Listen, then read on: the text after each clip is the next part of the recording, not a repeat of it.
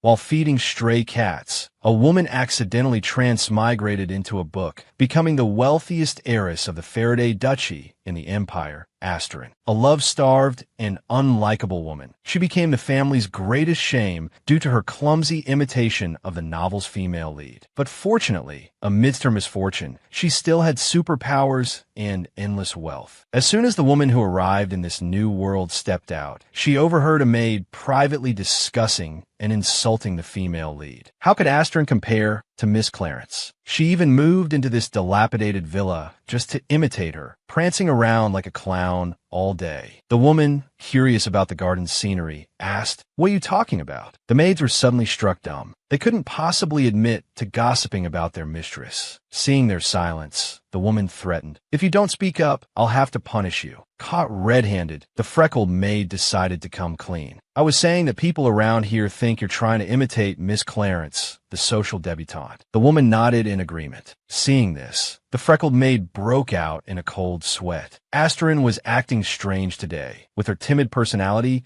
she should have run back to her room, crying after hearing this. At Asterin's prompting, the maid could only continue. "You haven't been recognized by the family yet. Without a coming-of-age ceremony, you might soon be stripped of your noble status. And there's also the matter of being humiliated by Marquis Salamo." The freckled maid expected Asterin to be upset, ashamed, and embarrassed. But to her surprise, she looked happy and content. No expectations from others, nothing required except being rich. What a fantastic life as a wealthy woman. Thinking about her wonderful future, the woman couldn't help but burst into laughter, leaving the two maids utterly confused. Had Asterin gone mad? After a while, the freckled maid timidly asked, "May I return to my quarters now?" The woman replied, "Of course," and patted the maid's shoulder. "You're fired." She wasn't the original weak-willed pushover. How could she keep someone who insulted her by her side? Back in her room, the woman confirmed that she was in a reverse harem novel, a beautiful and wealthy side character. The woman couldn't help but rejoice again. Becoming rich was so exhilarating. She felt like her life had reached its climax, its peak. But then she suddenly remembered that this story ended with the world's destruction. The woman paced anxiously, carefully recalling the plot. The female lead, Clarence, abandoned the cat Beastman prince, who then set out on a path to destroy the world. A flash of inspiration struck the woman. If she dared to adopt a cat before the female lead, as a cat lover, she would raise the cat well, give it a good life, and never abandon it. "I can prevent the world's destruction, protect world peace, and save my life as a wealthy woman." Determined to act, the woman decided to change clothes and head to the Beastman market immediately. To prevent the female lead from abandoning the cat Beastman, who would then go mad with love and destroy the world, and to continue her life as a wealthy woman, the transmigrated side character decided to adopt the cat before the female lead could. The transmigrated side character opened the wardrobe to change clothes for her trip to the Beastman market. However, seeing the original owner's closet full of rags, she couldn't help but facepalm. The original Asterin didn't have to dress like a beggar covered in patches just to imitate the female lead simplicity. She finally managed to find an intact pink dress. Before leaving, Asterin instructed the maid, Oren, to tidy up the house, saying she would be bringing back an esteemed guest. Oren could hardly believe her ears. It was as if the sun had risen from the west today. This young lady, who loved dilapidated rooms so much that she wouldn't let them clean, had even refused the maids the Duke sent specifically for cleaning. Asterin, once again baffled by the original owner's mindset, could only instruct Oren to accept everything from now on, whether it was money or maids. Just take it all gratefully. Hearing this, Oren's heart blossomed with joy. She promised to clean thoroughly before the young lady's return. Watching Asterin's departing figure, she bowed deeply, feeling immensely relieved. Her young mistress had finally come to her senses. This was how a Faraday family lady should behave. With the clop-clop of horse hooves, Asterin and her entourage arrived at Viscount Purpell's Beastman market, drawing whispers from passers-by. "Isn't that Miss Asterin? What's she doing here? Doesn't she like to imitate Miss Clarence? Miss Clarence despises the Beastman market." Asterin paid no mind to these comments. Instead,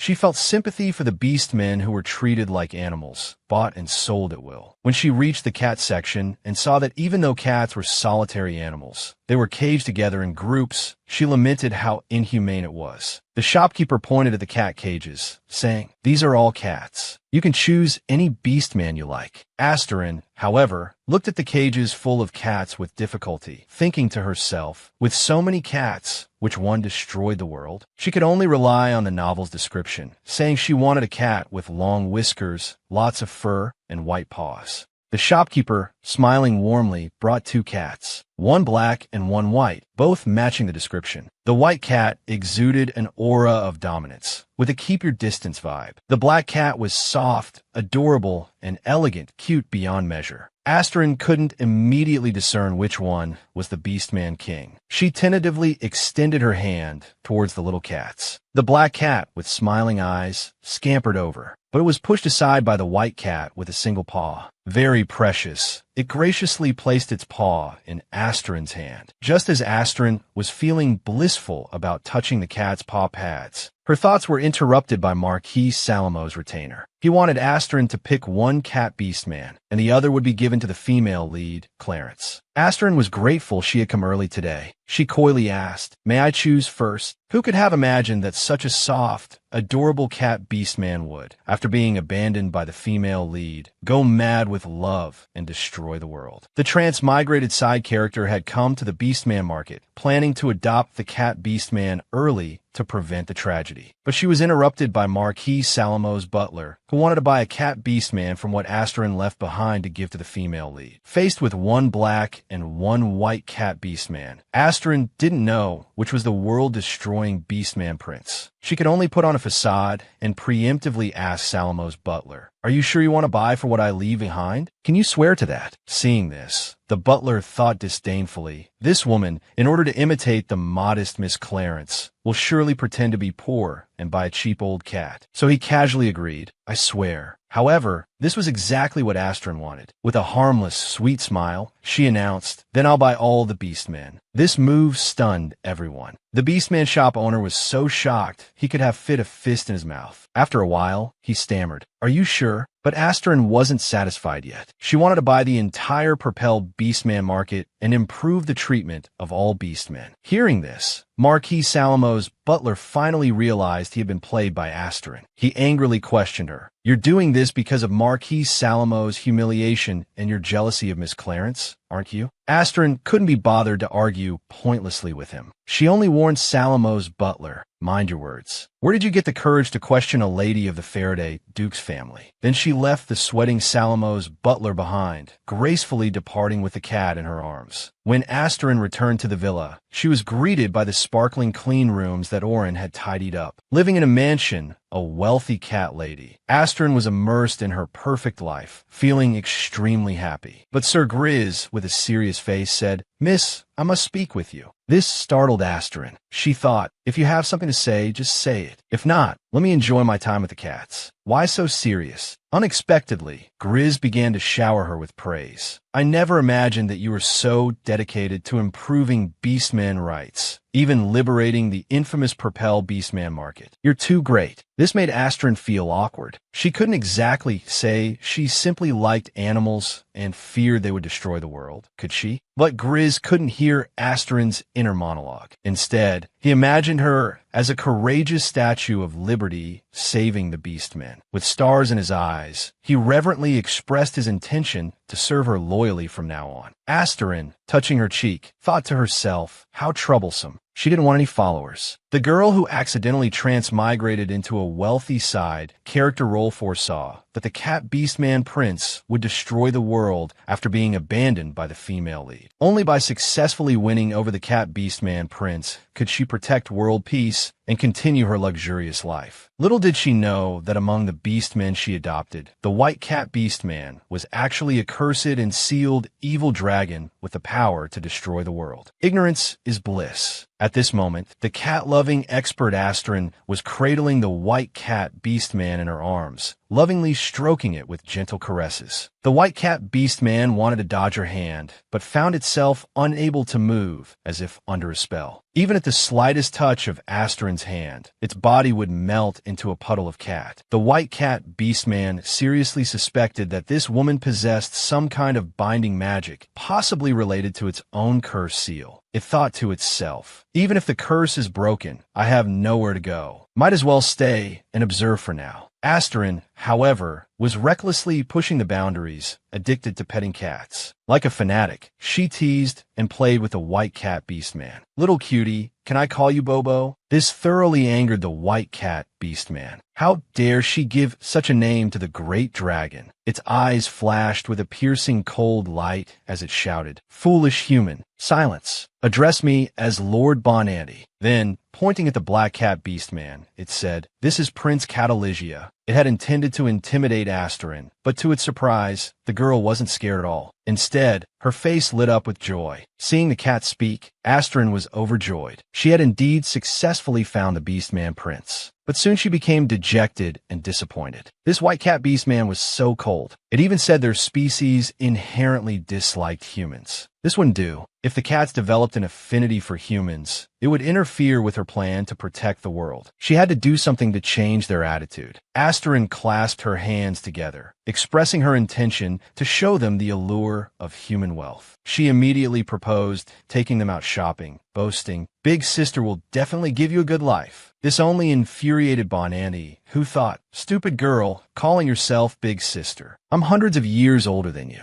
But to go out, the cat beastmen had to transform into humans. Asterin turned and asked, Can you transform into humans? Or are you too young to shape-shift yet? This was like dancing on Bonante's sore spot. Although most of his abilities were sealed, this was too much of an insult. He could only reply haughtily, Of course I can transform. I'm a very powerful being. Receiving this affirmative answer, Asterin happily pushed open the door and went outside to wait. She couldn't help but cup her blushing cheeks, fantasizing. She wondered if they would be wearing clothes after transforming. If not, it would be so embarrassing. Come in with the doctor, Asterin said, carefully peeking into the room. With just one glance, Asterin nearly fainted from happiness. Silver-haired beauty Bonanti and adorable young Cataligia. Such beautiful people. What should she buy to match their elegance? How do you show someone you care? Naturally, by spending lavishly on them. Shop, shop, shop. Asterin and her group arrived at the boutique market. She smiled and promised her cat beastmen, especially Bonanti, whatever you like, I'll buy it for you. As Sir Grizz opened the shop door, they entered a store Asterin frequently visited. However, it seemed that Asterin, the Duke's daughter, wasn't very welcome here. The shop assistants huddled together, whispering, Asterin's here to cause trouble again. She always wants to copy Miss Clarence's clothes. What an insult to the original designers. The head tailor, Ida, coughed, interrupting the assistant's murmurs. She led the way for Asterin. As Asterin strolled under the shop's glittering lights, each garment shimmered brilliantly, yet the atmosphere felt lifeless. Seeing no customers, she casually asked, Business not good lately? Ida could only awkwardly reply, We're a bit tight on funds, but it's not a big problem. This way, please. Ida couldn't understand why Asterin, a young, wealthy, and beautiful duchess, insisted on imitating others. But as they say, the customer is always right. She could only recommend styles that Clarence liked, according to Asterin's preferences. Unexpectedly, today's Asterin said it wasn't necessary and that she wanted to look around herself. Asterin held up a blue gown, looking at her reflection in the mirror. As a transmigrator, she couldn't help but sigh. Why couldn't the original Asterin be content with her own beauty? Why did she have to be so humble, chasing an unattainable love and living in another woman's shadow? Now, she would help the original Asterin completely break free from that shadow. Ida misunderstood Asterin's sigh, thinking she was dissatisfied with the dress style and would force her to copy someone else's design again. For the sake of her dignity as head tailor, Ida shouted, I absolutely won't plagiarize again. But to her surprise, Asterin said she wanted all the clothes in the store and invited Ida to come to her home in the future to create custom-made outfits. The two, who had been talking at cross purposes, finally realized they weren't on the same wavelength. They blinked at each other, wide-eyed. All the clothes, tiaras, jewels, and accessories. Ida was moved to tears. She wanted to sing praises for Asterin. You are the light of our store. You are the only legend. Ida knew Asterin was helping to solve the store's cash flow problem. She immediately bowed deeply to express her gratitude. Asterin, however, didn't take it to heart. When Bonanni asked why she was smiling, she simply replied, "Because I'm happy." She had the air of someone who had done a good deed and left, hiding her merit and fame.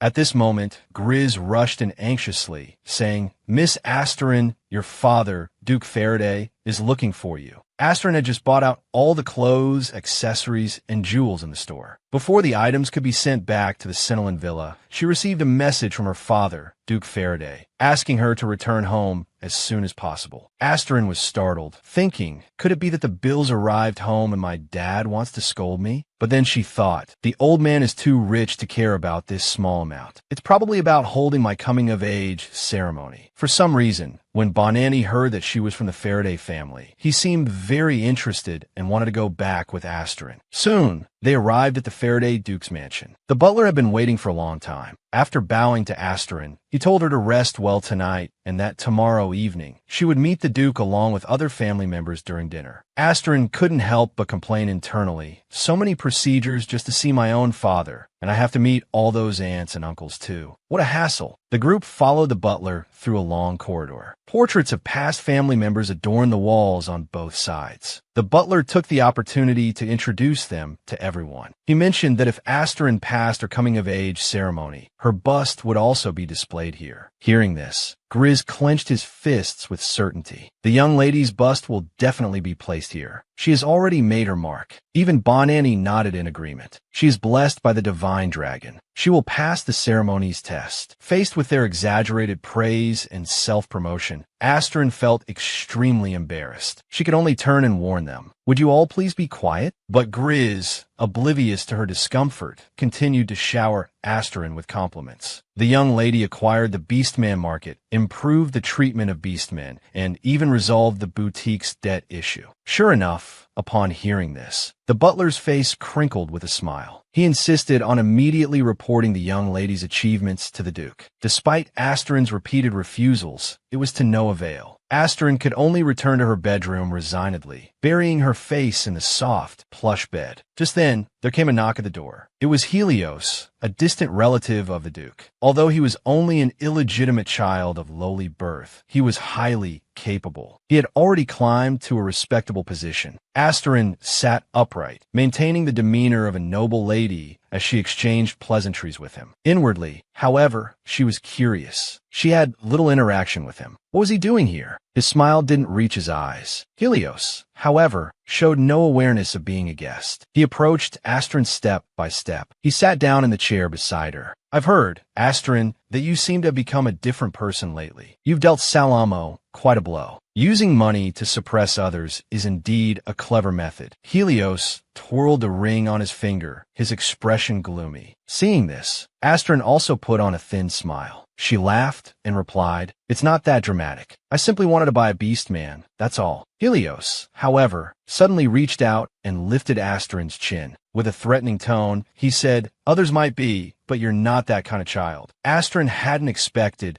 that on her first day back at the Duke's mansion, her purchase of the Beastman market and resolution of the boutique's debt issues would provoke wariness from her distant cousin Helios. Even less did she expect that this illegitimate relative would dare to rudely grip her chin, threatening her, the legitimate daughter of Duke Faraday. Asterin felt disgusted. She grabbed Helios's hand, warning him, "Remove your hand." Helios immediately felt a sharp pain in his hand. He endured the pain and broke free from Asterin's grip. When he raised his hand to look, he saw it had been magically burned, continuously emitting white smoke. He gritted his teeth and questioned Asterin, "Why do you smell like a lizard beast man?" Asterin frowned upon hearing this, wondering what Helios meant. She had only interacted with 2 cat beastmen. Helios, however, believed that Asterin had already begun to secretly cultivate her own power base. So he probed, asking Asterin, "Do you have ambitions?" This angered Asterin so much that she stood up immediately. With a contemptuous tone, she retorted to Helios, Aren't you talking about yourself? Asterin knew that Helios had always wanted to replace the Duke's position. He thought she was competing with him for the inheritance. Helios, his true intentions exposed, naturally dared not admit it. He could only leave with a guilty and resentful expression. Asterin watched Helios's retreating figure, hoping that he would soon understand, as written in the book,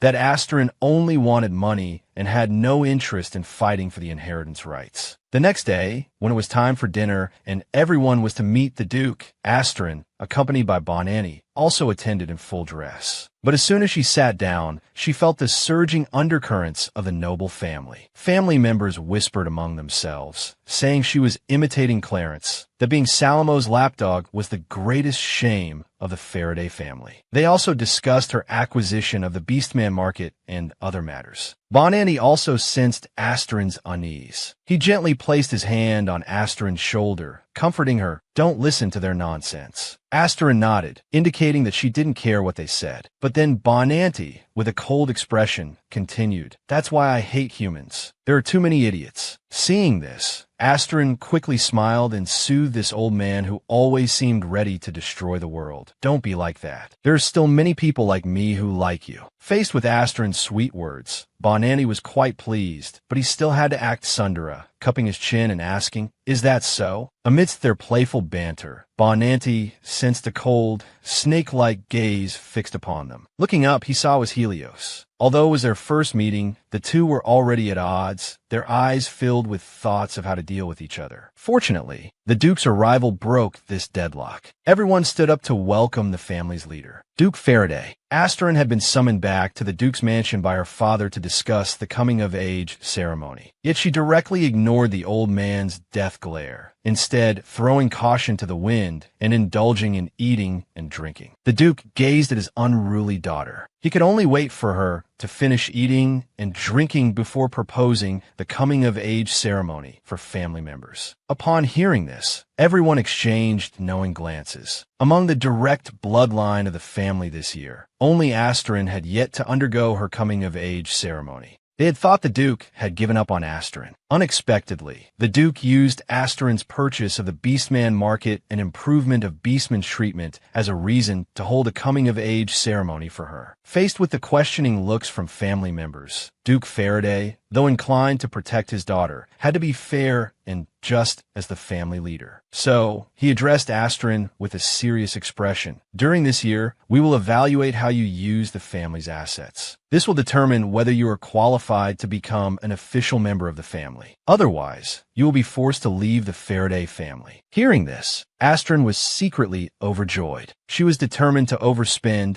and present herself as a delinquent to sabotage the evaluation. Not having to inherit the family business, yet having a large sum of money to travel the world freely. How wonderful that would be. As for the Duke's position, let ambitious people like Helios perform well and strive for it. But as with all meetings, this one dragged on like an old woman's bound feet, long and tedious. It wasn't until midnight that Asterin, along with Bonanni, followed the crowd out in single file. Bonanni, following behind her, asked, When you get the blood family seal, can I take a look at it? Asterin turned with a smile. Of course. Then she asked Bonanni, Do you believe dragons exist in this world? It's said that the Faraday family has been protected by them for generations. I wonder if it's true. Bonanni, being a dragon himself, quickly patted his chest in affirmation. He boasted that his protective abilities and intentional powers could turn a person into the strongest being. Asterin, upon hearing this, just laughed it off. It doesn't matter. Whether there are dragons or not has nothing to do with me. These words undoubtedly hurt Bonante's fragile heart. He couldn't help but reveal a disappointed and hurt expression. At this moment, Asterin was like a clueless man who had upset his girlfriend, unaware of his mistake and continuing to brag. I'm a real wealthy person now. How about I buy you 100 jewelry mines? Indeed, the charm of money is irresistible. Even as a dragon, Bonanni was secretly touched. This woman was actually willing to buy him 100 jewelry mines just to please him. But he still stubbornly said, I could never like humans. Then, fearing he might hurt Asterin's fragile psyche, he awkwardly added, Although I hate humans, I'll consider it for you. Hearing this, Asterin waved her little arms, asking if her generosity wasn't enough and if she should give him an entire mountain of jewels instead. Her silly demeanor made Bonanni laugh heartily. He decided to protect her and help her become a qualified family head. The Faraday family's blood seal was equivalent to the ancient emperor's tiger tally used to command troops. It represented Asterin's right to freely dispose of all family property for this 1 year. According to custom, the coming-of-age ceremony's blood seal should be bestowed by Asterin's father, Duke Faraday, personally. However, due to urgent matters, he had temporarily arranged for a family elder, Sikra, to do it on his behalf. Sikra was worried that Asterin might feel unimportant to her father and be emotionally hurt.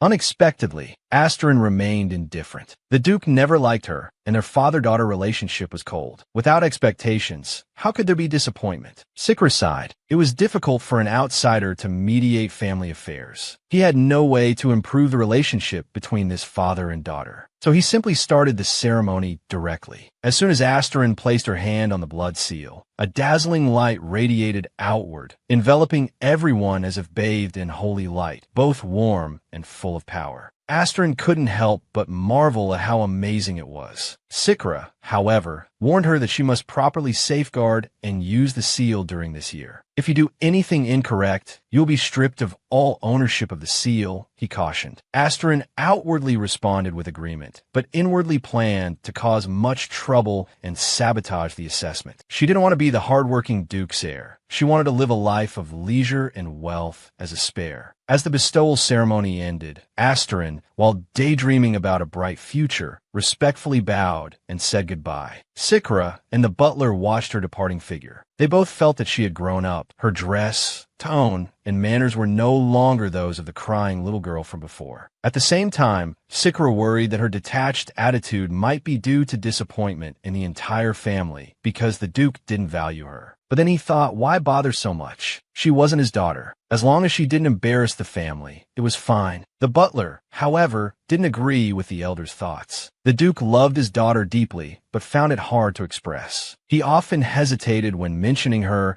and would secretly gaze at her, lost in thought. The butler truly hoped that Miss Asterin could use the seal well and accomplish something significant. This could also become an opportunity for the Duke and his daughter to mend their relationship. Asterin, of course, knew nothing of this. She returned to her room like a silly big sister, petting her cat and eating sweets while planning how not to accomplish anything and striving to become a little genius at squandering money. As for the first step in squandering money, it began with buying jewels for Bonanni. Asterin and her entourage quickly arrived at L'Artillon Jewel Street, where the nation's finest jewelry stores were gathered. She led Bonanni into a jewelry store she frequently visited, only to find that despite the dazzling array of jewels on display, the place was eerily empty, without a single customer in sight. Asterin had received the blood seal and needed to increase the family's wealth within a year to become an official family member. Failure would result in losing her noble status. However, she didn't take this seriously at all, treating it as if she had received an unlimited black card. She was determined to sabotage the assessment and become a wealthy commoner. That's why she brought her cat beast man, Bonanni, to the jewelry store to show off her ability to waste money and splurge. But when they arrived, they found the store completely deserted without a single person inside. At this moment, a naive-looking shop assistant approached, answering Asterin's unspoken question. It turned out that recently, people had lost interest in pure gemstones, causing the jewelry business to suffer greatly. The assistant then eagerly tried to sell jewelry to Asterin, hoping to make a sale, as they couldn't even pay their wages otherwise. Seeing this, Asterin was delighted. She had been worrying about how to waste money to sabotage the family assessment, and now heaven had gifted her with a store on the brink of bankruptcy. It was as if someone had handed her a pillow just as she was feeling sleepy. Meanwhile, Bonanni, who was browsing nearby, discovered what he had been looking for, a gemstone resembling the world tree. He sensed that the magic within the amethyst might be able to break the curse on him, freeing him from his white cat beastman body. Asterin, however, looked displeased. I bring you out to spend freely, and you're so stingy as to only want one? You're really underestimating your big sister. With a wave of her small hand, Asterin called over the shop assistant and solemnly declared that she wanted to buy the entire store, Not just all the jewels, but everything from the wallpaper to the floorboards. Faced with the shocked expressions of the staff, who kept asking why she would invest in a small store on the verge of bankruptcy, Astrid naturally couldn't reveal that she wanted to quickly run the store into the ground. She could only smile and make up an excuse, because I've always liked doing good deeds. I'm also quite satisfied with the location and premises of this store. Upon hearing this, the staff immediately rushed to draft the contract, fearing that they might lose this big spender if they delayed even a second. Bonanni, however, believed that Astrid was too kind-hearted, investing in a store about to close with no value whatsoever. He felt he needed to help Astrid. As the saying goes, dragons always repay their debts. As thanks for the amethyst, he decided to make the store prosper. So, before returning home, when Astrid wasn't paying attention, Bonanni secretly used his charm magic to make nobles flock continuously to Astrid's newly purchased jewelry store. Meanwhile, the completely oblivious Astrid was in the carriage, asking her little kitty Bonanni if he liked the jewels they bought today. Bonanni said he did, but upon closer inspection, he realized that the trace of magic on the gemstone wasn't the essence of the world tree. His mood sank inwardly. The young lady of the Duke, determined to become a prodigal, still had much to do to achieve her goal. She sat by the window, munching on small cookies, pondering how to make her newly bought jewelry store go bankrupt and how to waste more money to sabotage the assessment. As an autumn breeze swept by, Astrid thought of her next step in spending money. Excited, she hugged her cat and ran out without even putting on her shoes, shouting, "Someone come quick! I want to decorate the entire courtyard with fresh flowers." Sure enough, in no time, thanks to the servants' careful arrangement, from the archways to the corridors to the walking paths, from the herb garden to the library, the entire courtyard was covered with various flowers. At this moment, Astrid was immersed in a sea of flowers. With money and a beloved pet, what a blissful life this was. Astrid called for a painter, wanting to capture this beautiful life in a painting. Bonanni, however, put on a Sundra face, saying, "I'll maintain my cat form for a few hours, and then you'll show me the blood seal, right?" But that Sundra expression didn't last more than a second. Under Astrid's expert cat petting and scratching skills, he surrendered and agreed to be in the painting unconditionally. When Astrid received the finished painting from the studio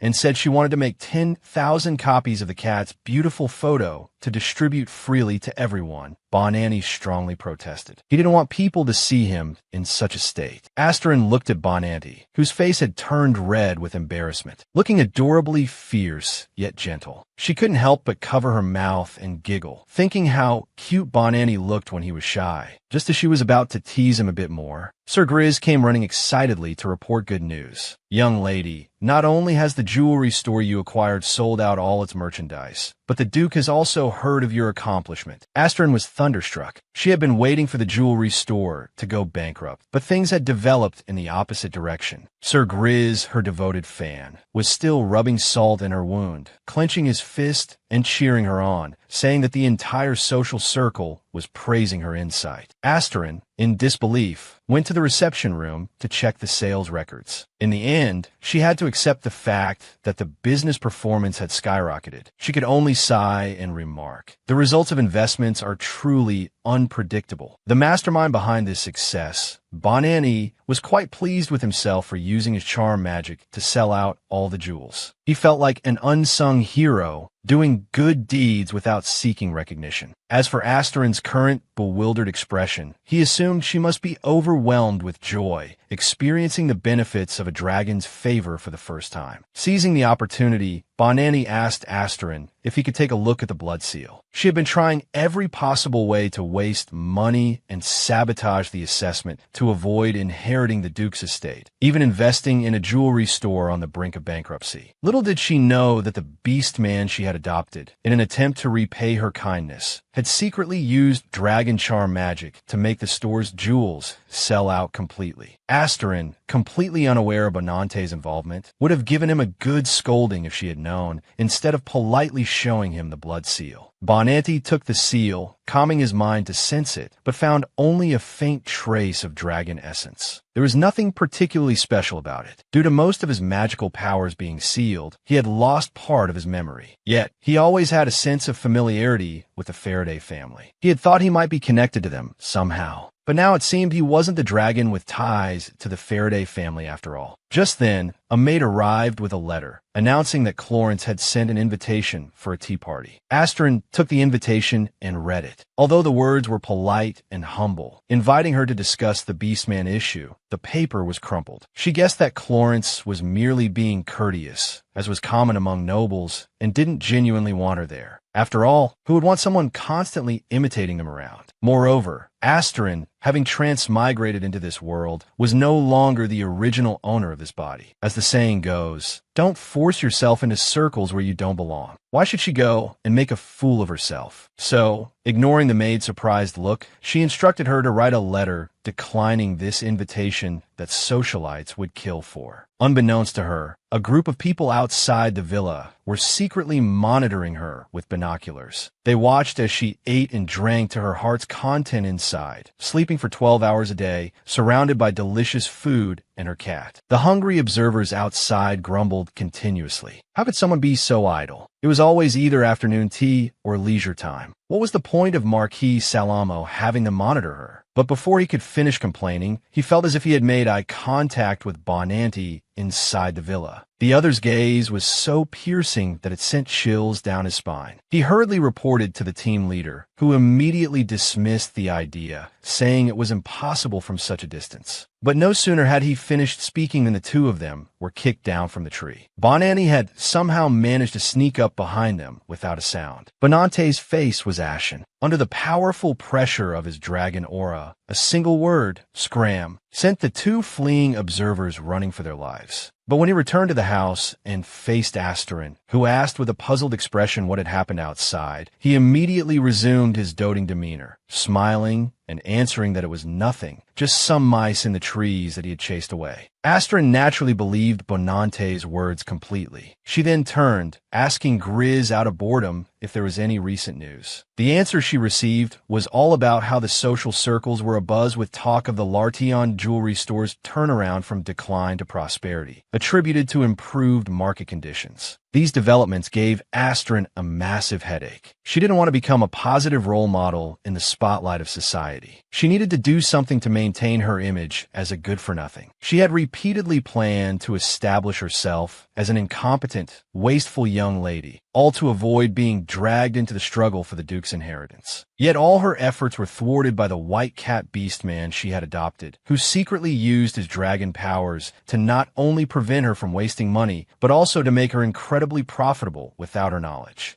At this moment, Astrid was deeply troubled. Had she hit some kind of invisible wall? She had only heard that making money was difficult, never imagining that spending it could be just as hard. Grizz then informed her that recently, many self-proclaimed entrepreneurs have been seeking to meet with the young lady for investment opportunities. However, most of these people were con artists. Even her father, Duke Faraday, had once fallen victim to their schemes, losing a considerable amount of money under the guise of investments. Upon hearing this, Astrid's face immediately lit up. How could she pass up such a perfect opportunity? With a wave of her small hand, she instructed Grizz to bring all those seeking investments to her. She wanted to see their investment projects for herself. This immediately prompted Grizz and the butler to explain earnestly that those people were just swindlers. Genuine investors would approach Duke Faraday or Helios. Those coming to Astrid were purely intent on scamming her out of her money. Little did they know that Astrid was the willing fish eager to be hooked. She even tried to reverse brainwash Grizz, saying that all successful investments come with risks, and that she knew what she was doing. Faced with Astrid's stubborn insistence, the butler and Grizz could only withdraw with worried expressions, reluctantly selecting 3 people seeking investments for her to meet. As Astrid sipped her tea, she secretly guessed, based on first impressions, which of these 3 might be the con artist she was looking for. Number 1 was Polando, dressed in tattered clothes, a nervous-looking honest man with the magical ability of a mine owner who needed to hire new magicians to extract ore.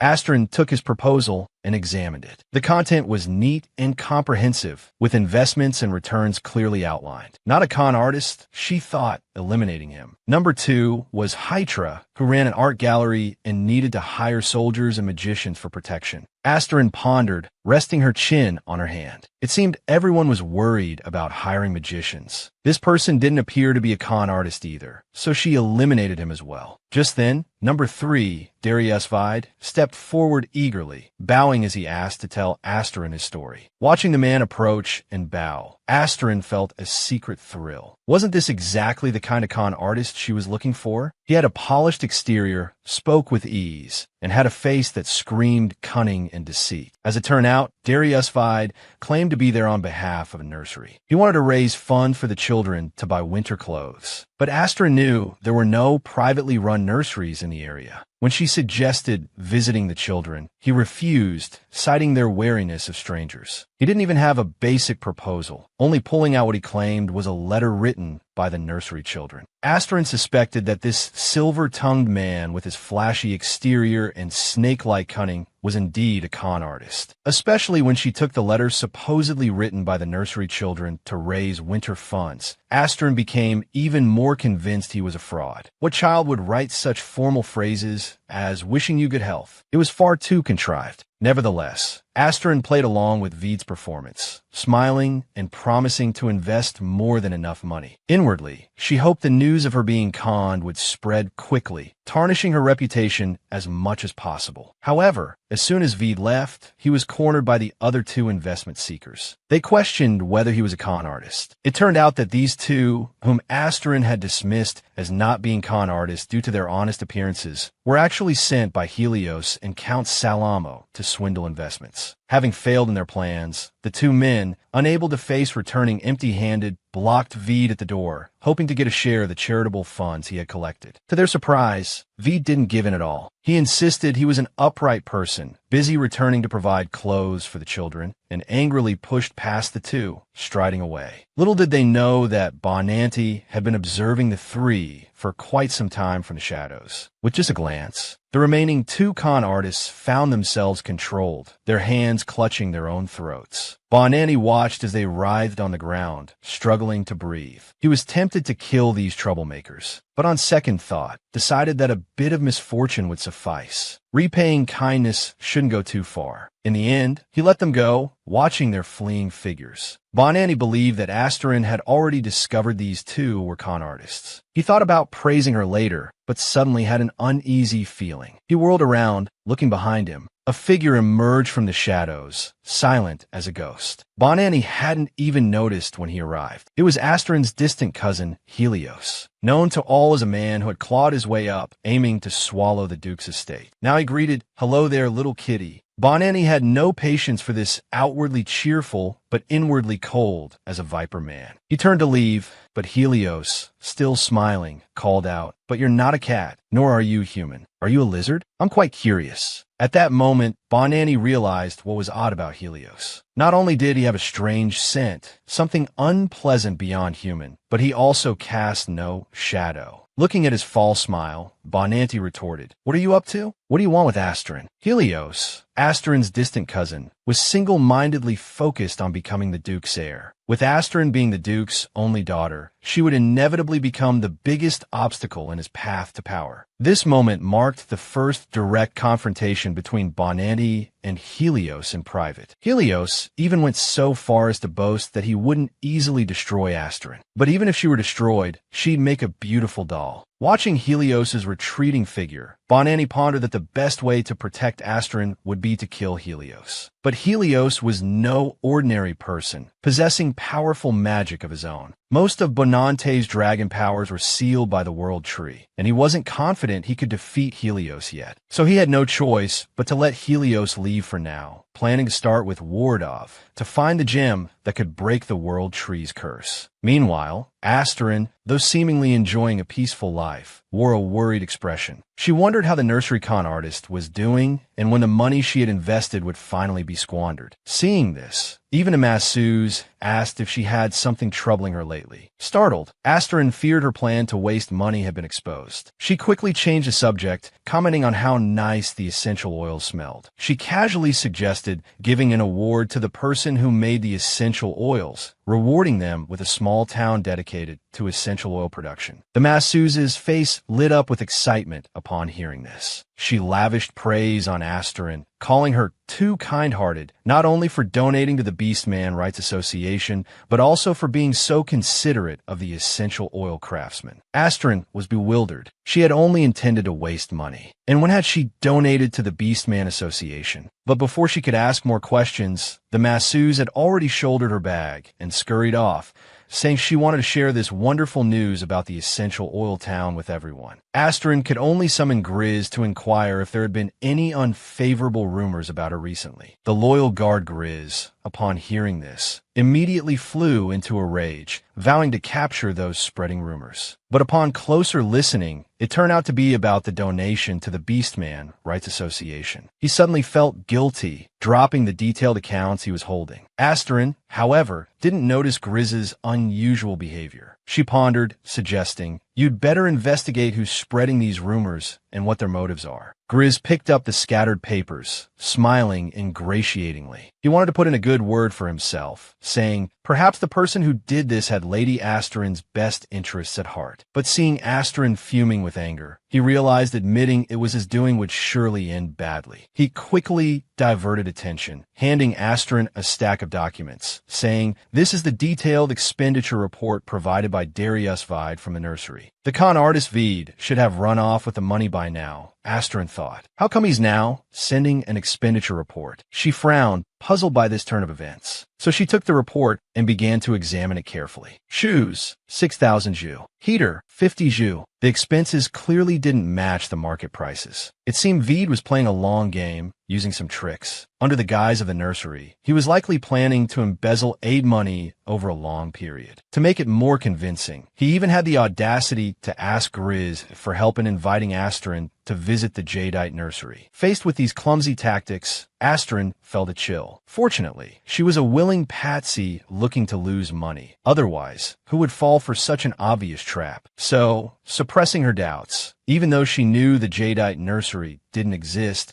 she turned to instruct Grizz to arrange a visit to see the children at the nursery. Coincidentally, at that moment, Bonanti, who had been missing for several days, returned. He had intended to tell Asterin about recent events, such as Salomo's surveillance of her and the covetous Helios. But seeing Asterin playfully frolicking with a black cat, he didn't want to disturb this peaceful moment. So he only told Asterin that from now on, he must accompany her on all outings. Following the address, they soon arrived by carriage at the location of the Jadeite nursery. They had expected to find themselves in the middle of nowhere, but instead, they came upon a village that seemed like a paradise hidden from the world. At the village entrance, many men and women waved yellow handkerchiefs, lining the road to welcome them. Hearing the cheers, Asterin felt her scalp tingle. She kept reassuring herself, it must be a mistake, it must be a mistake. But when the carriage stopped at the village entrance, and she saw the villagers holding banners welcoming the benefactor, their faces beaming with genuine gratitude, Asterin covered her face. She had to accept the cruel reality. Her plan to squander money had failed again. The tactless Grizz, with a broad smile, teased her. Is Lady Asterin feeling shy? Then, following behind Asterin, he continued to shower her with endless praise. I initially tried to stop you, my lady, thinking this person was a con artist. It turns out he wasn't at all. Indeed, it's the young lady's keen eye, her unique insight, seeing through appearances to the essence. At this moment, Vide also approached, carrying a cake, leading a group of innocent and adorable children. He explained that the cake was baked by the children themselves to thank Lady Asterin for supporting the nursery. Seeing this, Asterin could only secretly regret her judgment. She vowed never to judge by appearances again. She had previously thought Vide had the face of a con artist, but now she saw him as a completely good person. After they were seated, Vide brought out the detailed accounts and asked Asterin if she had any questions. Reminded by this, Asterin's hope that Vide might still be a con artist was rekindled. So she pointed to the prices of the heater and shoes, asking, The heater is cheaper than the shoes. These numbers weren't just made up, were they? She had originally thought Veed was a con artist using the children's name to swindle nursery funds. His accounts seemed full of holes, with only 50 jus spent on a heater. It clearly seemed like a randomly filled number. But to her surprise, it turned out that Veed, not wanting to waste a single coin of the benefactor's money, had brought an old heater from his hometown in the Southern Marquise. At this moment, Astrid felt both embarrassed and apologetic. She realized she had misjudged the kind-hearted Veed, thinking the worst of him. And the formal-sounding letter from earlier, when Veed was seeking investment, finally made sense. It was written by the serious-looking little boy wearing glasses standing before her.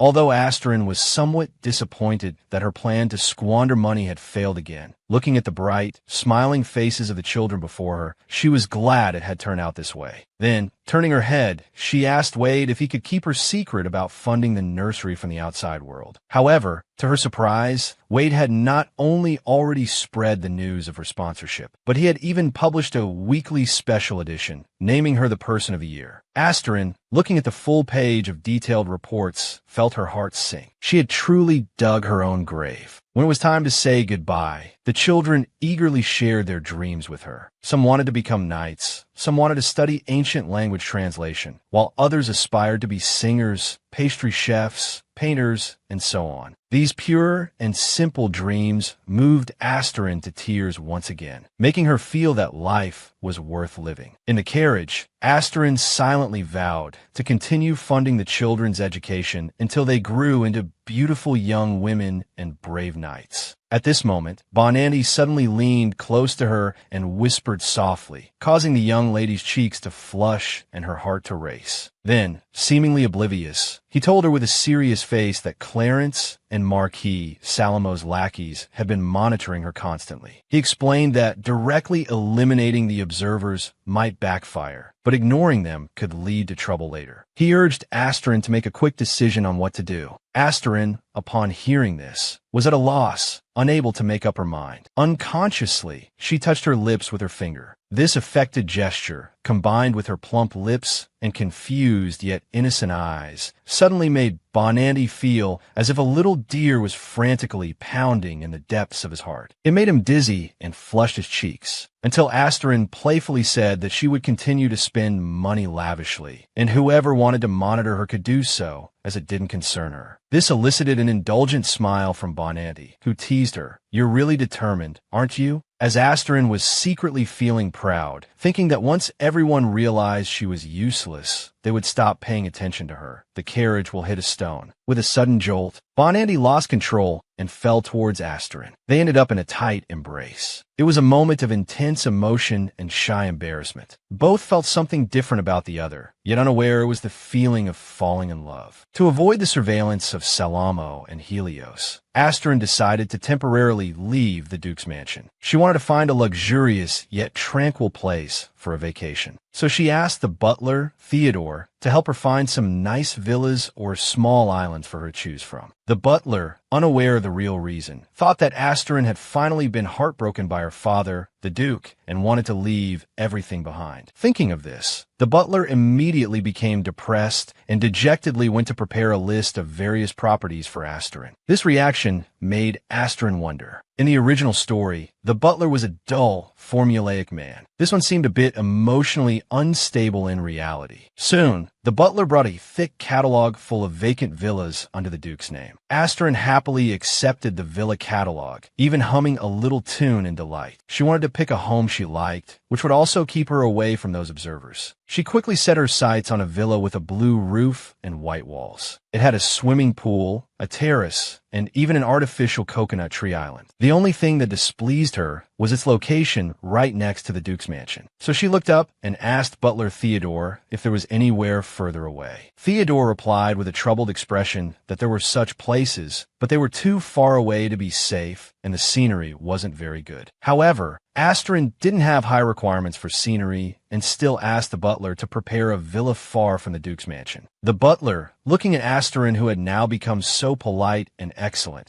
yet was leaving this heartbreaking place due to her unfulfilled longing for fatherly love, couldn't help but tear up, his eyes brimming with moisture. He decided to see the Duke, determined not to let the young lady leave in sorrow. But what the butler didn't expect was that when he told the Duke that Asterin wanted to leave the mansion, the Duke, busy with official matters, didn't even raise his head. He just said coldly that if she wanted to leave, let her go. Little did the butler know, the Duke was reminded of his deceased wife. Her haggard face, the blue and purple eyelids, and her last words, "There's no turning back now," all plunged the Duke into inescapable pain. Thinking about his daughter, who used to always cause trouble, gave the Duke an even bigger headache. When the butler added that Asterin not only wanted to leave home, but also to stay far from the Duke's mansion, the Duke Faraday could no longer sit still. As the holder of the family seal, there was no precedent for Asterin to be far from the Duke's city. He decided he needed to see Asterin. With his daughter heartbroken and wanting to leave the Duke's mansion, the Duke intended to use the excuse that the family seal holder couldn't leave the Duke's city to go to his daughter's room and try to persuade her to stay. However, he was informed by the maid that Miss Asterin had already left. Moreover, the young lady said she had important matters to attend to and might not return for a long time. This news struck him like a bolt from the blue.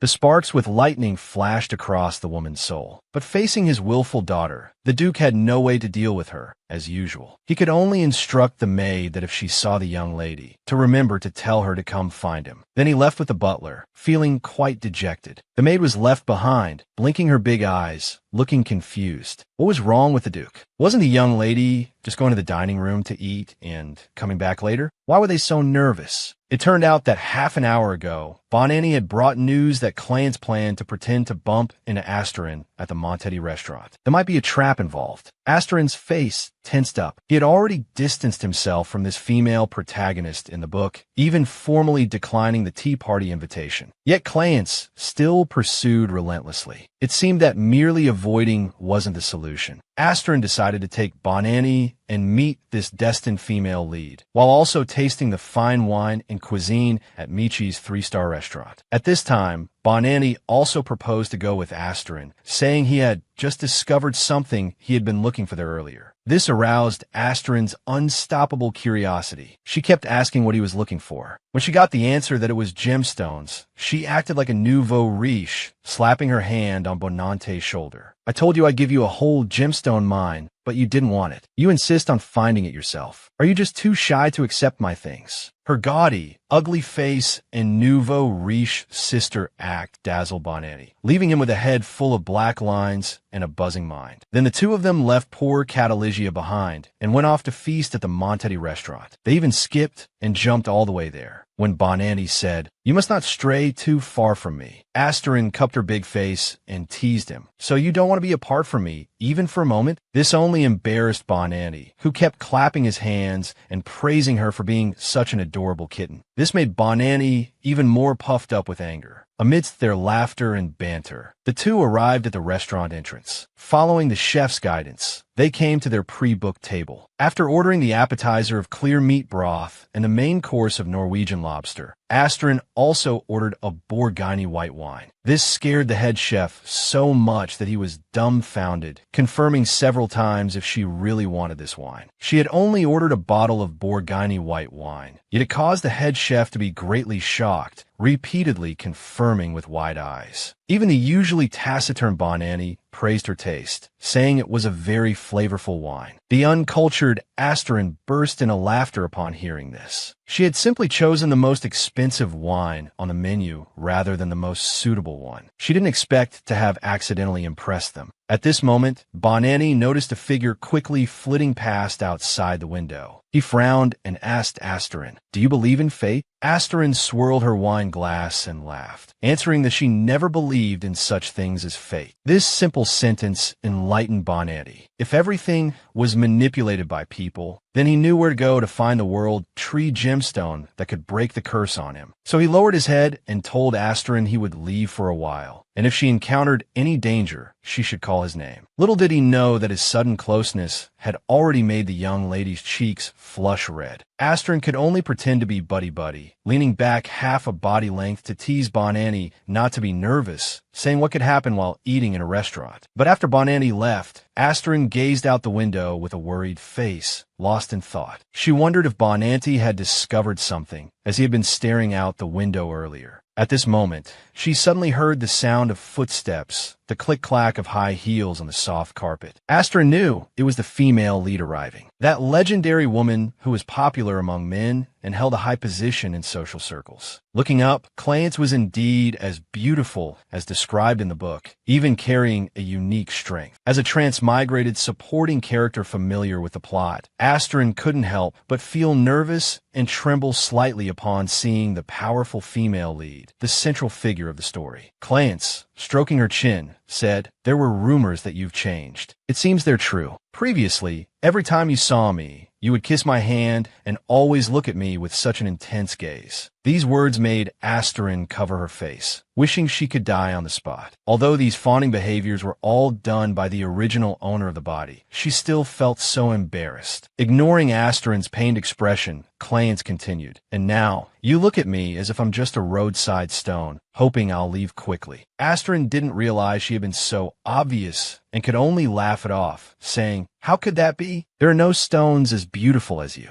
But she was caught off guard when Clayence casually asked why she had suddenly bought the Beastman market recently. Asterin thought to herself, this is not good. In the original story, Clayence had a history of abandoning beastmen. She probably disliked beastmen very much. Yet Asterin couldn't guess what Clayence's true intentions were. Asterin's purchase of the Beastman market attracted the attention of the novel's female lead, who devised a plan to accidentally encounter her at a restaurant. Though the female lead wore a smile, her demeanor was forceful. She questioned whether Asterin bought the Beastman market because she liked beastmen, or if she was like those so-called beastman rights associations, using beastmen to feel superior. If it was just for a sense of superiority, she advised Asterin to stop early. Faced with the aggressive female lead, Asterin felt that her pride as a cat lover had been hurt. So she retorted without backing down. She had no ulterior motives. She simply liked beastmen. And Clarence, making such assumptions about others was very impolite. Remembering that in the original novel, Clarence had abandoned a cat beastman, Asterin continued bluntly, "On the contrary, there are many rumors about you saying that you don't like beastmen." Unexpectedly, Clarence looked flustered. After hesitating for a while, she stated that she neither disliked nor liked beastmen. Then, somewhat excitedly, she asked Asterin why she specifically adopted a cat beastman. Weren't dog beastmen good too? They were cute too, weren't they? This 180-degree turn confused Asterin, but she still politely answered that she liked dogs too. Dogs were both cute and beautiful. Hearing this, Clarence looked sad, but everyone thinks large dogs are stupid dogs. Asterin, angered by this, stood up and loudly berated Clarence. Judging by size is the stupid behavior. Large dogs are the best. Little did she know that these words struck Clarence's heart. Clarence was so happy she could barely suppress her tail from popping out. It turned out that Clarence was originally a dog beast man. After her master's death, she hid her identity and used magic to control people's hearts, gaining control of the social circle. Now she had finally found someone who truly liked beastmen and large dogs. Moreover, Asterin's expression was identical to that of the master she used to play with as a child. Asterin looked bewildered at this. Was Clarence lost in some fantasy? Why did her gaze seem strange? Just as she was about to interrupt Clarence's thoughts, Clarence suddenly invited Asterin to attend the next tea party. That way, they could play ball together. Realizing she had almost exposed herself, Clarence quickly waved her hands, saying they would just drink tea together. Although surprised by her odd behavior, Asterin once again declined the invitation. She apologized for blindly imitating Clarence before, which had caused her a lot of trouble. Asterin even suggested withdrawing from social circles, saying she wouldn't see Clarence again. This news was undoubtedly a bolt from the blue for Clarence. She had just found her ideal person. How could she let her go?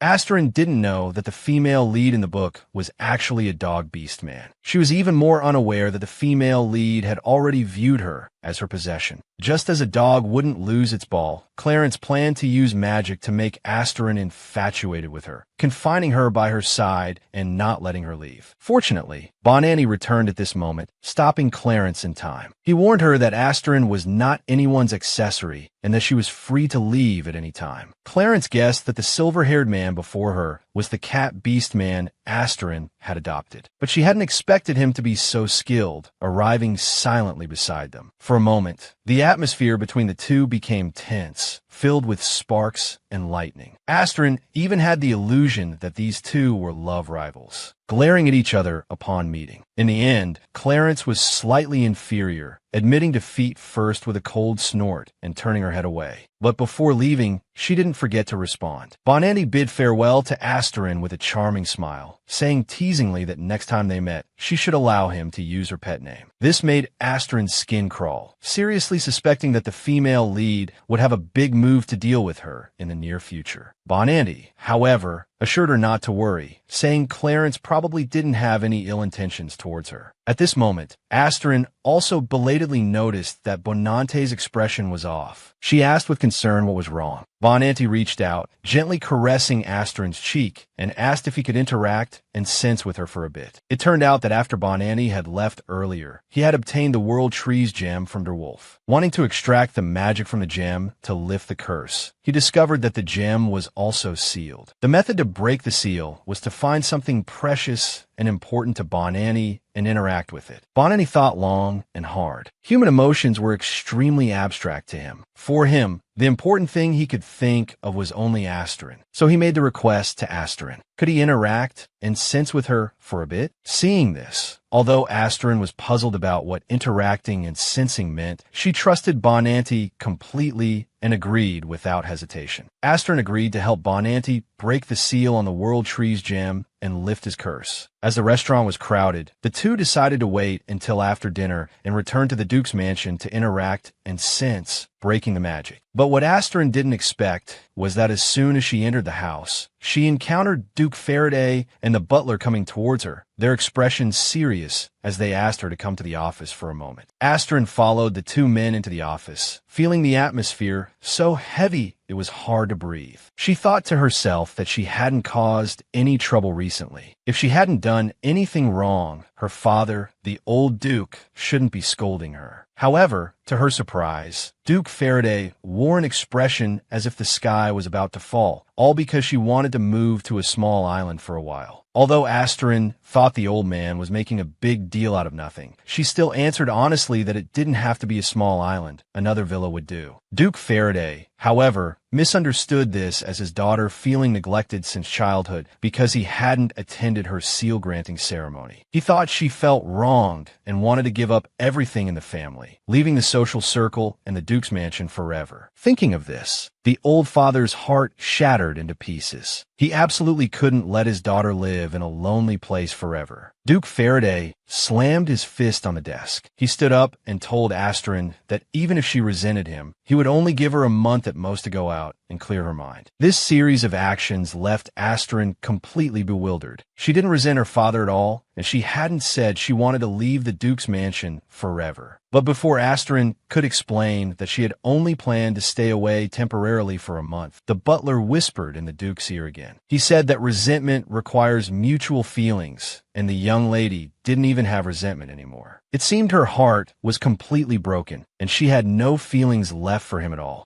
These few words crushed the Duke's spirit. He no longer had the heart to listen to what Asterin had to say next. He only instructed her to live according to her own wishes, but to report her monthly expenses to him, her old father. Then he turned and left with the butler, leaving Asterin staring at their retreating figures with a speechless expression. What was wrong with these two old men? When the simple-minded Asterin returned to her room and started petting her cat, she had already forgotten all her worries. She was only thinking about finding time to go see the villa she had chosen. But at this moment, a maid knocked and entered, saying that someone had delivered an invitation to the Queen's birthday banquet. The slap in the face came too quickly. Asterin had just firmly declared that she wanted to withdraw from social circles, and now she received an invitation to the Queen's birthday banquet. Looking at the invitation, which was as long-winded as an old lady's foot-binding cloth, and seeing that the host was Clance, the female protagonist from the book, Astrid was even less inclined to go. But if she dared to refuse the queen's invitation, she might as well eat next to the toilet, as death wouldn't be far off. So on the day of the queen's birthday, Astrid had no choice but to dress up and attend. And as she had predicted, the scene was indeed a level 10 difficulty battleground. Even when she was simply eating a vegetable salad, other nobles mocked her as if watching a monkey. They were all hoping to see her make a fool of herself. Beside her sat the annoying Helios, smiling insincerely, teasing Astrid about whether she was afraid the salad was poisoned. Across from her sat Marquis Salamo with a gloomy face, harboring ill intentions. Astrid could only lament inwardly, holding her head and sighing that life was not easy, reminding herself to keep a low profile and be invisible. At this moment, Marquis Salamo across from her opened fire first. He asked Astrid why she wasn't clinging to him this time, wondering if she had learned her lesson from last time. He assured her that he wouldn't do anything to her at the queen's banquet. Astrid's mouth twitched involuntarily. Salamo was referring to the incident when he had publicly humiliated the original owner of this body. Although the transmigrated Astrid smiled on the surface, she felt indignant for the original owner. How could she have liked such a classless person who publicly humiliated women? Seeing this, Astrid decided to go all out. She clasped her hands together in an exaggerated manner and played along with Salamo, saying, "Yes, not being able to win your affection will be my lifelong regret." This sarcastic response made Helios burst into laughter beside her. He repeatedly praised Astrid for her excellent use of irony, while mocking Salamo that he looked like the one who had been dumped. This angered Salamo so much that he slammed the table, ready to jump up and fight with these two members of the Faraday family. Fortunately, the queen's arrival interrupted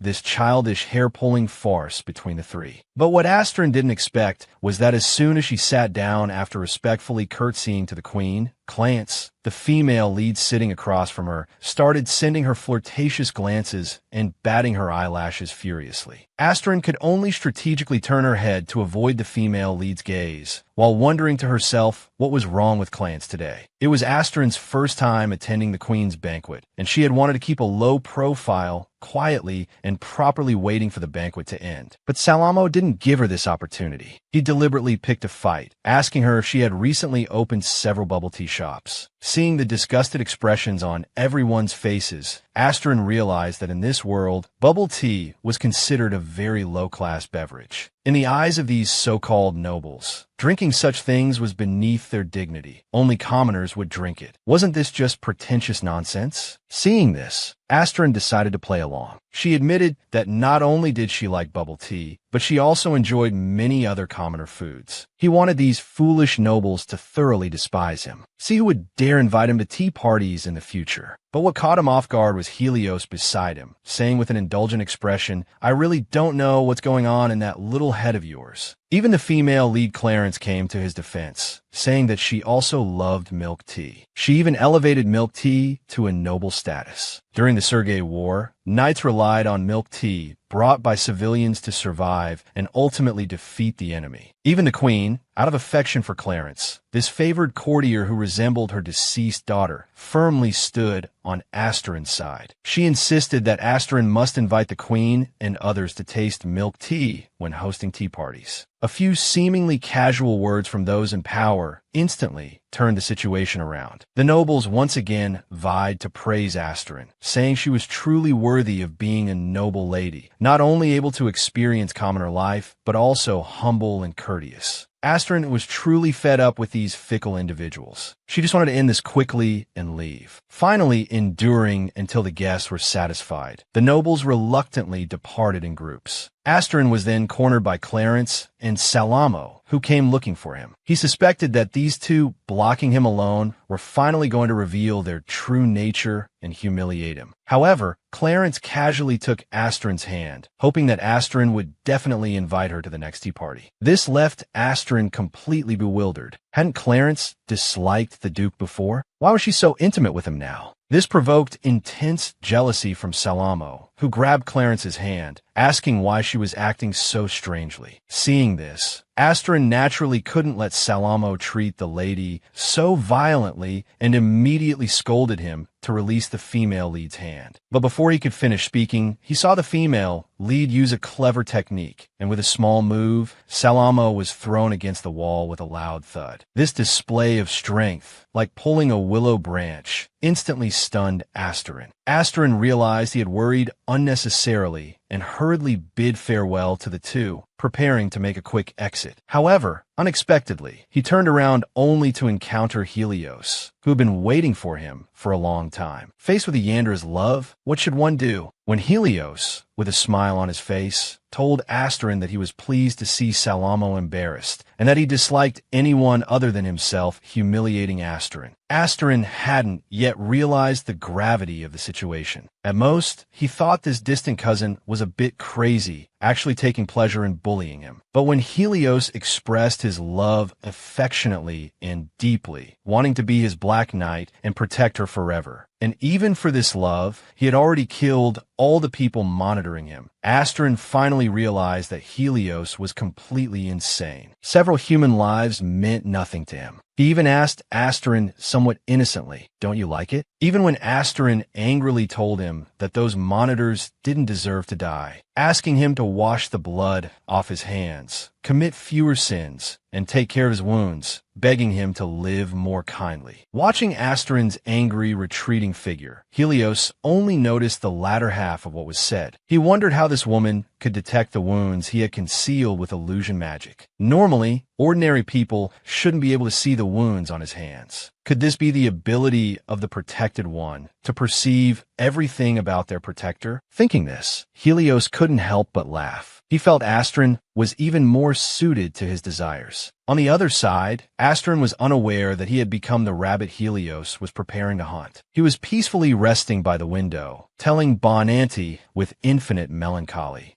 that he felt something was strange lately, as if everything he did was succeeding. Watching him complain without reason, Bonanti amusingly closed the book he was reading. This divine dragon had condescended to secretly bless him. What more could the little girl be dissatisfied with? So he again swore with 5 fingers to Asterin, promising that he would continue to have good fortune in the future. Little did he know that Asterin was unable to express his true feelings. Everyone thought things were good, but he only wanted to be a wealthy and leisurely good-for-nothing, not wanting to inherit the Duke's estate. Fortunately, the big nephew Bonanti wasn't completely foolish and finally noticed that Asterin wasn't very happy. He decided to take him out to see something interesting to change his mood. Asterin didn't know where Bonanti wanted to take him, but Bonante's hand made him feel particularly at ease. He was willing to trust him wholeheartedly. Meanwhile, Bonanti was looking around, trying to find a place to show Asterin the dragon race's aurora. Even though this foolish Asterin still thought he was a cat, the Beastman kept praising how amazing cats were, even able to create auroras. Asterin quickly found a good spot, pointing to a distant rooftop and asking Bonanti if it was suitable. It was the highest point of the villa. Come to think of it, after spending so much time together, they somewhat resembled a married couple. Both resting their chins on their hands, they were very satisfied with this place. Asterin planned to find someone to bring a ladder. Bonanti, however, said there was no need for him to hold on tight. He just needed to close his eyes. Then he embraced Asterin, his feet touching the ground, and in a flash, they soared into the air. After a few leaps, with a soft thud, he landed with Asterin on the rooftop. Then, casually using magic, he conjured twinkling stars that converged into a sky full of auroras. Asterin felt as if she had fallen into a dazzlingly beautiful dream, transformed into a little fish swimming through the shimmering, colorful Milky Way nebula. However, she was so mesmerized by the beautiful scene before her that she almost fell off the roof. Fortunately, Bonante's quick reflexes allowed him to catch her. The sudden closeness made Bonanti blush, and, as if possessed, he made a promise to Asterin to cast a spell of happiness for her. But what Bonanti didn't expect was that Asterin firmly responded by saying she liked cats, and that even if Bonanti wasn't a cat, she liked him too. Then she reached out her hand, and, as if petting a small animal, gently stroked Bonante's head. Bonanni, like a docile cat, gladly accepted. This peaceful and leisurely moment lasted until the next day, when Asterin received a pile of invitations. It turned out to be the aftermath of Asterin's impressive performance at the Queen's birthday banquet. The social circle was sending her invitations, wanting to discuss the matter of bubble tea with her. Some people were simply interested, while others wanted to talk about business cooperation. Asterin immediately felt overwhelmed. This was completely at odds with her cultivated image of a spendthrift. If things continued to develop like this, Helios would surely notice, and then it would reach Duke Faraday. Then family business would deepen. She'd be worked like a horse for the family, or even used like a mule. She would no longer have the leisure time to pet cats and sleep in. Fortunately, Lady Borset's letter provided some consolation. The letter mentioned that many people had also started making bubble tea, and the competition was fierce. Asterin couldn't ask for more. With others joining in, it would be best if vicious competition drove her shop out of business. So she decided to take the Black Cat Beast Man to investigate. Asterin wanted to investigate the recent flourishing of bubble tea shops in the capital. But as a homebody cat lover, she didn't want to go out. So she planned to ask Bonanni to help her scout around. But Bonanni had left a note saying he had already gone out to find dwarves. Unable to rely on Bonanni, Asterin could only return to her room in low spirits, thinking about who else she could ask for help. At this moment, Grizz happened to pass by and immediately rushed up to volunteer. "Is there anything I can do for you, young lady?" Seeing his enthusiastic manner, Asterin felt a chill run down her spine. This guy's ultimate goal was to assist her in becoming the Duke's heir. If she entrusted the matter to Grizz, who knew what earth-shattering achievement he might accomplish. After much deliberation, Asterin could only resign herself to fate and decided to go herself. Moreover, she could take the opportunity to bring along Taligia, the little black cat beast man who had never been out before, to see the outside world. But when they disguised themselves to hide their identities before going out, the little kitten who was going out for the first time got so excited that she revealed her two fluffy cat ears after transforming into human form. Asterin had to play both mother and father on this journey, worried that Taligia might revert to her original form and give them away. Fortunately, the two arrived safely at the business center. But what she didn't expect was that bubble tea, once considered an inferior drink by the nobility, now filled the entire street with shops. When Asterin sat down in his shop, drinking bubble tea and asking the owner why bubble tea shops were so prosperous, the shop owner told her was because of Lady Asterin from the Duke's family. She was running a great bubble tea business that was conquering the empire. She had drawn up a grand blueprint for bubble tea, this commoner's drink. Not only had she opened bubble tea shops all over the country, but she also planned to expand to other empires. She also protected beastmen, supported orphans, and saved marginalized individuals. This kindness even moved Miss Clarence, who became her close friend. This praise made Asterin's scalp tingle. Damn it, where had her luck gone wrong? Why did everything she did succeed so easily? No, she had to do something to make things develop in the opposite direction. It was time to test her acting skills. So she flicked her handkerchief, putting on a lecherous expression like a paparazzi,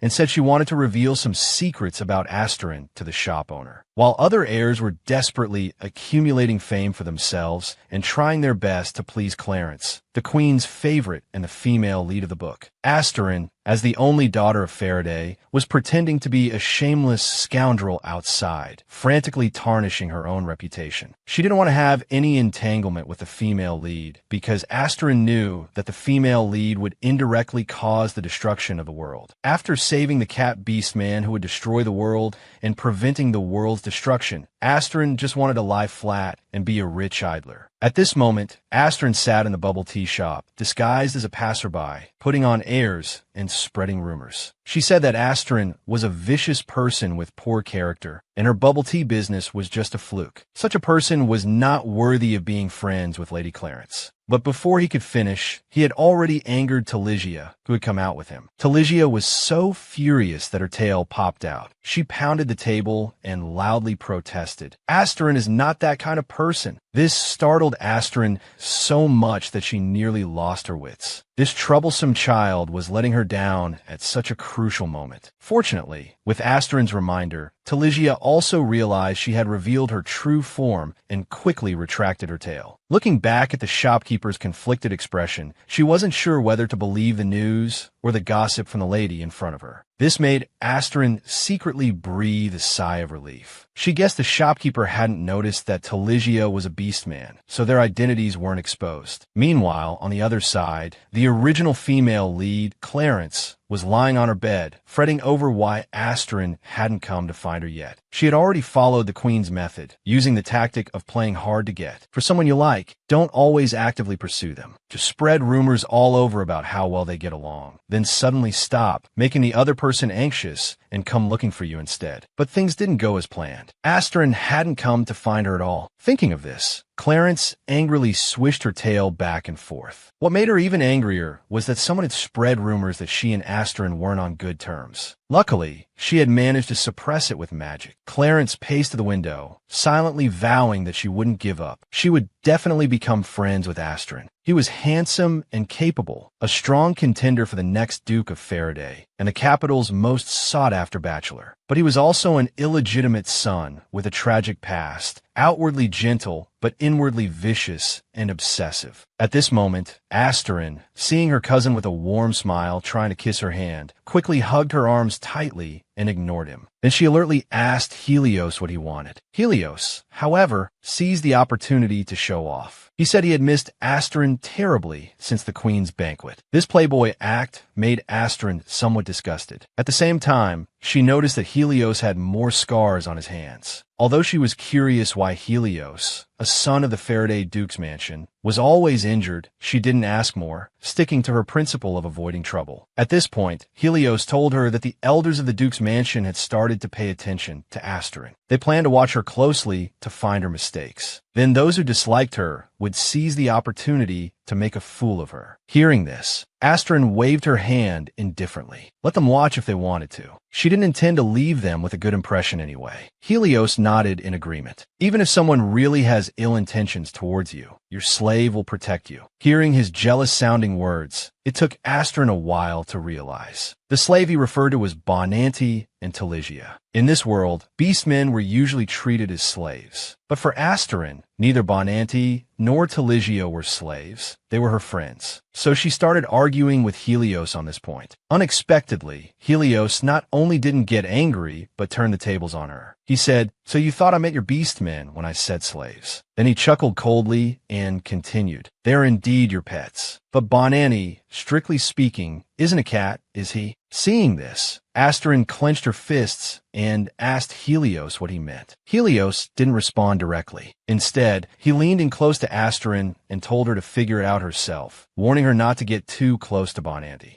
Asterin hated how this guy always spoke in half-truths. Angrily pushing Helios away, she told him to forget it if he wouldn't explain. She added that she had no interest in the position of heir and told Helios not to come bother her unnecessarily. Asterin turned to leave, but Helios reached out to stop her. Asterin had always thought Helios wanted the position of Duke of Faraday. Unexpectedly, Helios caressed her lower lip flirtatiously and said he was only interested in Asterin. "Oh, you think you're some domineering CEO falling for me? Let me show you a thing or two, give you a taste of your own medicine." Asterin decided to fight fire with fire. With the same dismissive attitude, she lifted Helios's chin and warned him through gritted teeth, "While I can still speak civilly, drop your interest in me and drop your interest in my cat." Then, with a piercing gaze, she picked up her skirt and turned to leave. Helios was left behind, clenching his fists, reluctantly telling her to keep a close eye on Bonanti no matter what. Once the seed of doubt is planted, it's hard to prevent it from taking root and sprouting. In the following days, Asterin kept wondering why Helios had said Bonanti wasn't a cat. She recalled how Bonanti showed no interest in things cats typically like. Moreover, he could use some powerful magic. Was this really something a cat beast man could do? With all these doubts, Asterin thought about asking Bonanti directly. However, the maid informed her that Master Bonanti had sent a message saying he would return tomorrow. Asterin, upon reflection, decided it wasn't urgent. She planned to play with Taligia, the black cat beast man, but found the little creature lacking energy, seemingly ill. She hurriedly called for the maid, Orin, to fetch Grizz and request a beastman doctor. The unreliable Grizz, however, brought in a whole room full of doctors. There were dozens of beastman doctors in total. Astrid was exasperated. It wasn't like they were hunting wolves. Why did he need so many people for a medical examination? So she kept only the experienced beastman doctor, Patilon, asking him to stay at the mansion during this period to treat and care for the sick Taligia, until the little black cat recovered. She also took the opportunity to ask Dr. Patilon, with his rich diagnostic experience,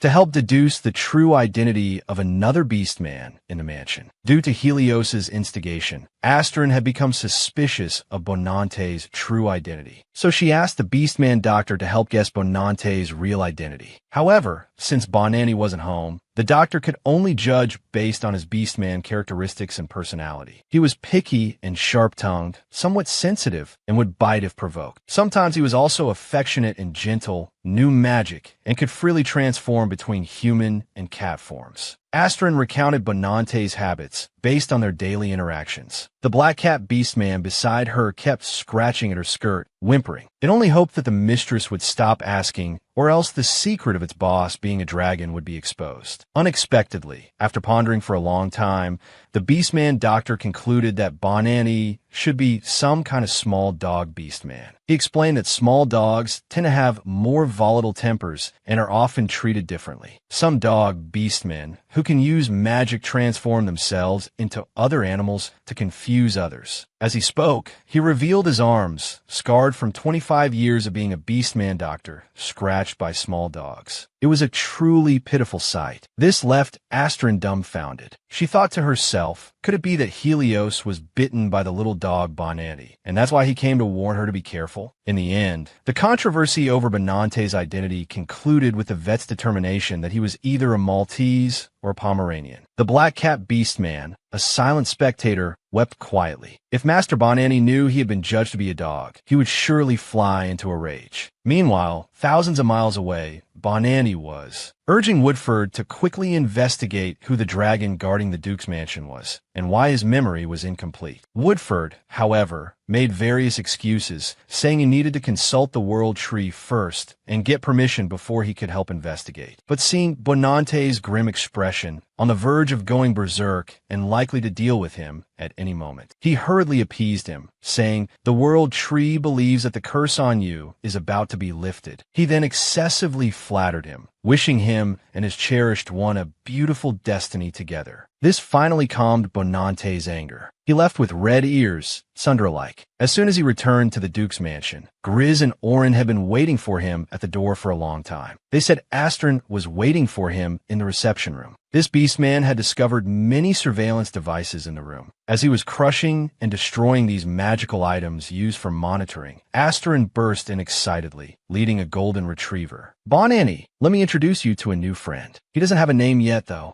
Bonanni could tell at a glance that this was no ordinary golden retriever. It was clearly a dog beastman. The two beastmen secretly used magic as soon as they met, engaging in a battle of wills with their eyes. But how could a dog beastman be a match for a divine dragon? Clarence, quick-witted, hurriedly pretended to be scared and backed away. This indeed led Astrid to lovingly pat his head and comfort him, while scolding Bonanti, "Don't scare him. This child is very gentle." This infuriated Bonanni. Where did this green tea dog come from? He sure knew how to play the victim. But come to think of it, Bonanni bent down, cupping his chin as he carefully observed this dog beastman. He felt strangely that he resembled someone. The dog beastman felt a chill under his gaze, nervously furrowing his brow and unconsciously backing away several steps. The familiar feeling the dog beastman gave him was that of the Queen's favored courtier, that beastman who looked extremely like the Queen's deceased daughter, Clarence. But when Bonanni looked at Astrid's innocent face, fearing that knowing too much might put her in danger, he stopped himself from blurting out the truth. Instead, he pretended to be nonchalant, hands in his pockets, casually saying he couldn't remember and would tell her when he did. At this moment, Astrid suddenly received a summons from her father, Duke Faraday. asking her to return to the Duke's mansion immediately. "Why is it so dark?" "The curtains aren't even drawn," Asterin said, looking at her father hidden in the darkness. He spoke softly, but his arrival didn't catch Duke Faraday's attention. The Duke was still immersed in memories of the past. He couldn't understand. Why was his wife's dying wish to have him establish their only daughter? Why did she want him to treat Asterin as if she didn't exist? After a while, Duke Faraday came back to his senses. He couldn't directly tell his daughter that someone wanted to sabotage her assessment. He could only hint indirectly, saying, "Now more people are paying attention to you. The elders are scrutinizing you more strictly." But Asterin frowned, asking worriedly, "If I can't pass the elders' test, will I be kicked out of this family?" "What? How can we kick you out of the family?" Duke Faraday stood up in shock, feeling both guilty and heartbroken. Have you always thought this way? What had he done all these years to make his daughter feel that she would be thrown out if she couldn't pass the assessment? Duke Faraday, like an enraged lion, solemnly told Asterin, "Even if you don't do well, you're still my daughter. But if you can do better, you'll be one step closer to becoming the heir." Hearing this, Asterin let out a long sigh of relief. She never wanted to get involved in the family scheming. However, she couldn't quite understand why her father was so agitated. She didn't want to get any closer to anything. She just wanted to keep her right to spend money. Duke Faraday, unaware that she was without great ambition, fell into deep self-reproach. After a while, he told Asterin in a grave tone, "The elders don't like you, so you need to become strong. Strong enough that they can't defeat you." But for Asterin at this moment, these words were like playing a lute to a cow. She hadn't yet realized the lack of freedom in being part of a great family, nor did she know that she was chosen by the dragon god, destined for great achievements. She only felt the atmosphere was oppressive. When her father, Duke Faraday, finally let her go, she quickly sidestepped him, swung her arms, and prepared to make a hasty exit with large strides. "Don't you have anything to say to me before you leave?" Duke Faraday suddenly called out, watching his daughter's back. Asterin stopped in her tracks. With a face full of innocent joy, she curved her eyes and said, "Then open the curtains and let the sunlight in. It's not good for your health to always be without sunlight." Duke Faraday was stunned. He reached out and opened the curtains. It seemed he would have to break his promise to his late wife. He could no longer pretend to ignore this pure and kind child. Soon, the next day arrived. Butler Dorder came to ask Asterin to visit the nursing home. This old butler had high hopes for Asterin from the bottom of his heart. So as they walked, he complained, "Young miss, you've always been working hard for the family. Yet those people at the nursing home always think you only know how to eat, drink, and have fun, wasting your time. They really have no insight." Asterin guiltily touched her ear, feeling somewhat undeserving of the old butler's favoritism. She had to admit to herself that the nursing home people's perception was probably correct. "You've arrived." As the magnificent golden doors opened, an elderly voice came from inside. "This woman is the Duke's only daughter. She's undergoing the family trial and has the potential to become the Duke's heir. But the elders in charge of the trial want to sabotage her assessment for their own benefit." Asterin's ears were particularly good. As soon as she reached the door, she heard the elders complaining in low voices. How did this useless person manage to gain the Duke's approval and agree to her participation in the assessment? Seeing the elders' disdain, a nearby family retainer's tone also carried a hint of contempt. Bowing his head, he said to the elder, "However, I heard that she's now developing her business, and her reputation has improved somewhat." The white-bearded elder frowned and snorted coldly. "She's still a troublemaker at the end of the day. How much progress could she have made?"